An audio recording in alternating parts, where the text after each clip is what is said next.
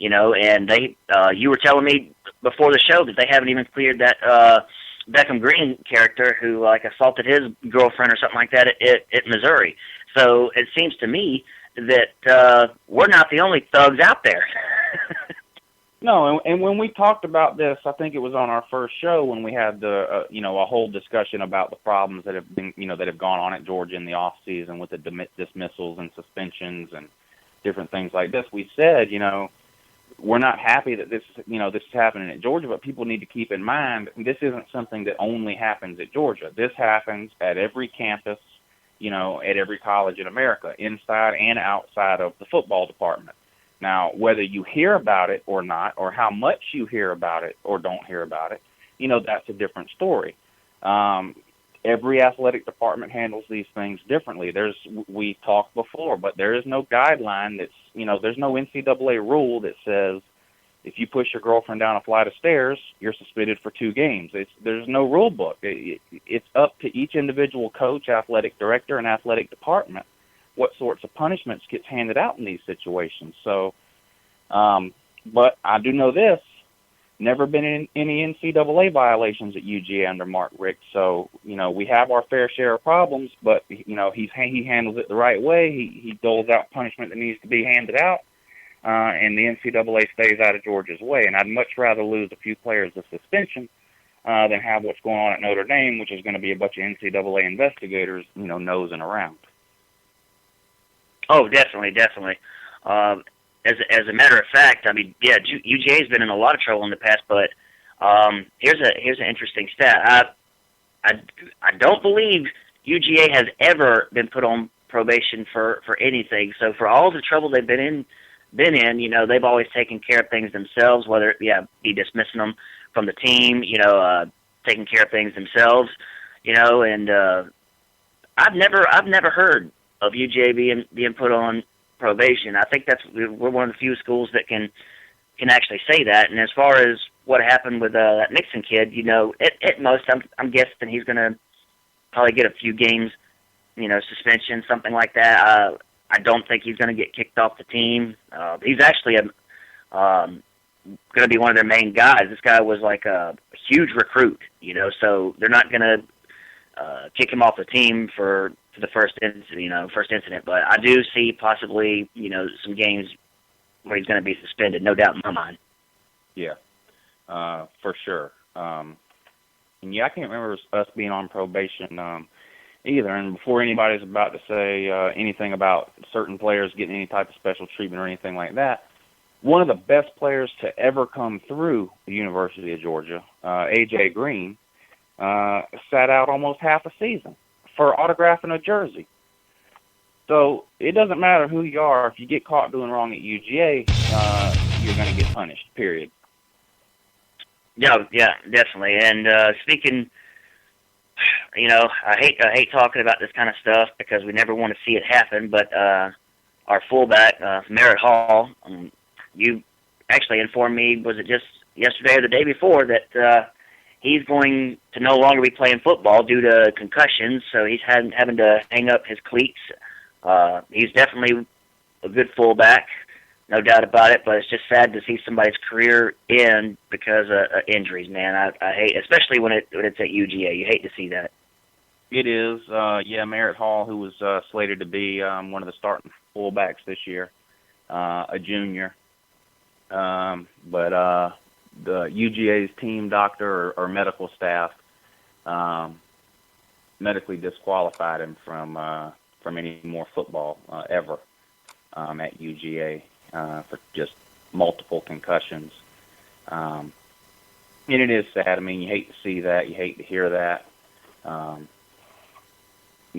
don't know a lot about Merritt Hall personally, but I'm sure he's a great guy, great kid. And, no matter if it's Georgia or anybody else, we rag on a lot of teams. But, this is the one thing you never want to see for anybody is any type of career-ending injury. It's just, it's heartbreaking. He's, in this case, this kid's, he's a junior. He's probably 20, 21, 22 years old. And for the last 15 years, his dream's been to play football, and to be told that you can't do that anymore, it's just got to be devastating. I don't wish that on anybody from any team. It's just awful.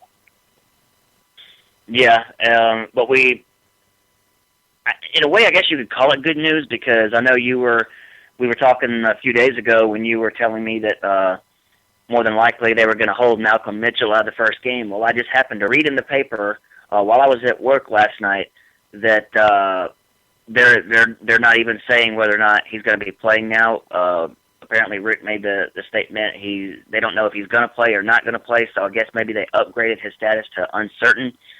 So that's the official word right now. Is they're I don't know if they're doing this on purpose or not, but they're really not letting it be known whether or not he's going to play or not. So and Coach Rick, a couple of weeks ago, when this first came out with Malcolm Mitchell, at one of the post practice press conferences that Coach Rick was given, he actually mentioned that starting this year, he is changing his policy on how they report injuries to the media.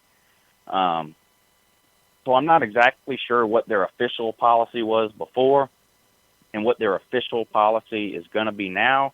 But I know before they were pretty much an open book about injuries and, how long they expected people to be out, and were they out for the season? Was it, was it looking like one game? Was it looking like, 5 weeks? And, they're not required to release, any of that type of stuff. And for whatever reason, Coach Rick has decided to kind of rein some of that stuff in. I'm sure for a lot of it is for strategic reasons. You want Clemson's defense to be preparing to stop Malcolm Mitchell, whether he ends up playing or not. Why give away that information to the opponent if you don't have to? So I think you're going to see a lot of this, not just on Malcolm Mitchell, but on some other guys too. A lot less information is going to come out about some of these nagging injuries. Yeah, that's one thing I was actually thinking about, because the only reason I can think of they would do it, would probably be to throw off some of their competition. Because, think about it, if you're the opposing coach and you don't know for sure if somebody's going to be play or not, granted, you're probably going to be practicing as if he's going to play, but still, not knowing for sure if he's going to be on the field. That's gotta mess with you. If I'm the opposing coach, I would want to know. But, I can see why Mark Richt would do that. And if that's what they want to do, I have no problems with it. I just want Malcolm Mitchell to play. that's me all too. I've been wanting him to play for 3 years. So this is another story here where you just feel bad for the kid. He can't stay on the field. It's just injury after injury, and to hear everybody talk, from his high school coaches all the way up through the coaches at UGA and the other players at UGA, he's probably, one of the most athletic players on the team. He can play 2 or 3 different positions. He's fast, a good size, smart, but for whatever reason, he just can't escape the injury bug, and it just seems to go from one thing to the next with him. But I'd love to see him get out on the field and, let him loose for a season, and let's see what he can do. And hopefully we'll get to see that. Time will tell. Yeah, and, as far as the rest of the injuries are concerned, from what I'm hearing is Keith Marshall and Justin Scott Wesley, they're going to be a go for week 1.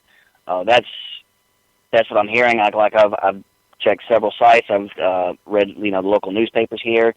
And from what I'm reading is they're expected to be ready to go on week 1, and that's going to be a positive. Having our good receivers and having Keith Marshall out there. Against Clemson, that's going to be a bonus. It's just going to suck, not seeing Merritt Hall play, but you can't help those kinds of things. But we've always got the dump truck Quavon Hicks, who will be spending time at fullback and tight end. So. He's gonna make his presence known.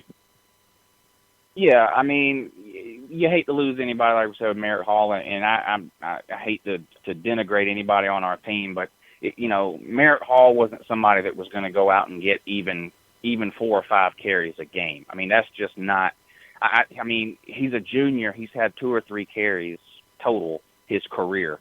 at UGA. So he was more of a blocking style fullback. He wasn't really a runner. So we're going to miss him, but I don't think it's necessarily something that can't be replaced. And you hate to lose anybody, but I don't think it's going to be. I'm not worried. That doesn't change my outlook or prediction on this season that we lost Merritt Hall. I think we'll be okay.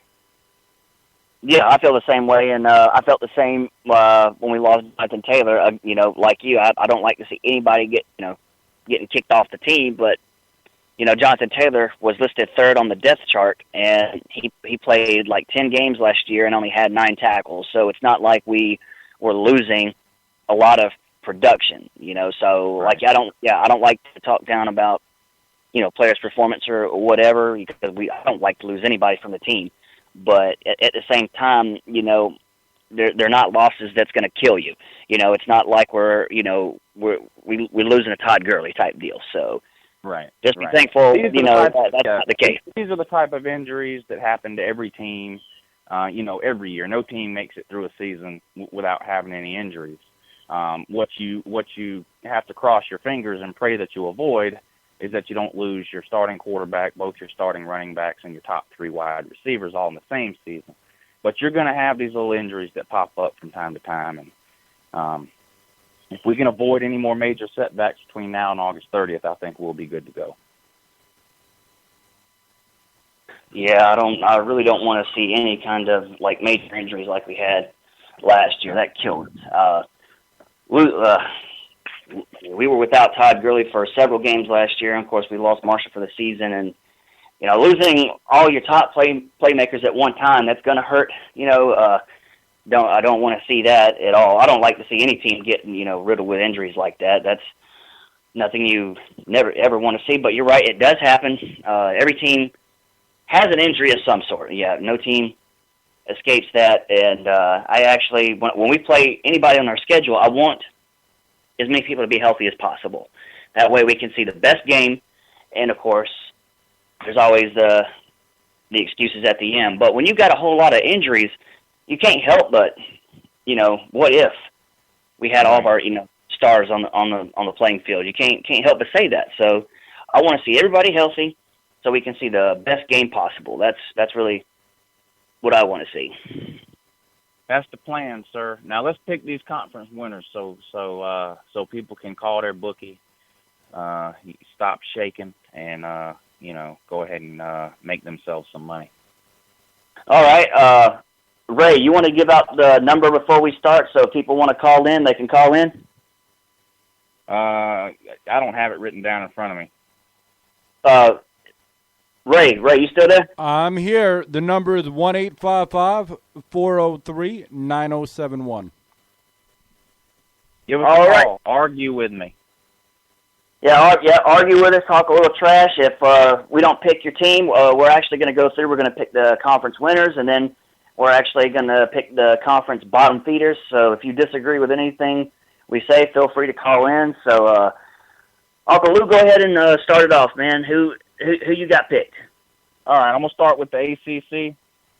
The first one, I'll start with the Atlantic division of the ACC, which I think is a pretty obvious pick here, and I'm going to go with Florida State.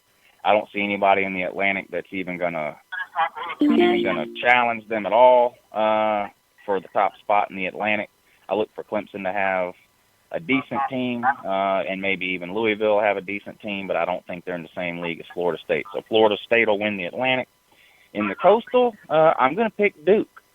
I don't think it was a fluke that they won 10 games last year. I think I think the Coastal is just that weak. You've got teams like North Carolina, Pitt, Virginia Cavaliers, and, of course, Georgia Tech, which is just a train wreck. They're terrible. They're still running an offense from 1984 up there. So I'm going to go with Duke in the Coastal and Florida State in the Atlantic, and I'll pick Florida State to win that conference championship. One's in Atlanta, one's in Davidson, Augusta. Both of them. Oh, we got some background noise. Ray, you hear that? What's that? What's all that talking or something's in the background.